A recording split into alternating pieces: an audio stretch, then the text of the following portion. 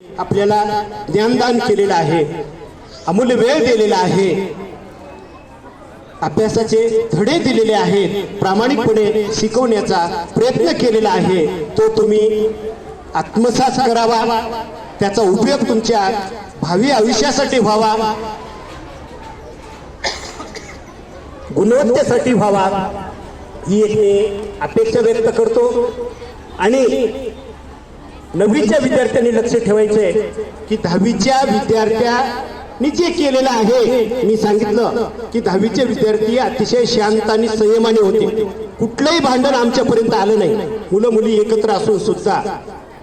तसाच प्रयत्न नववीच्या विद्यार्थ्यांनी म्हणजे आता 10वी मध्ये गेलेलेच आहेत, तो प्रयत्न करावा। विद्यार्थी मित्र, कुठल्याही विद्यार्थ्याला शिक्षा करणं हे कोणालाही आवडत नाही, पण कधी कधी शिक्षा जर करणंच गेलं तर त्याचा अतिरेक होतो, म्हणून सर्व विद्यार्थ्यांनी त्याचा प्रयत्न करावा।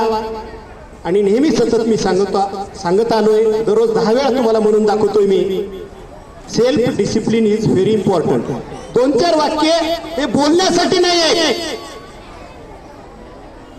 तर कृती करण्यासाठी आहे। आणि दुसरं वाक्य जे मी लिहिलंय ते बघा, मी 25 वर्षापूर्वी मुंबई येथे, हे आवाज रे, 25 वर्षापूर्वी मुंबई येथे एका नामांकित संस्थेच्या भिंतीवर एक वाक्य लिहिलेलं होतं, आणि ते वाक्य मी आपल्या शाळेच्या भिंतीवर लिहिलेलं आहे।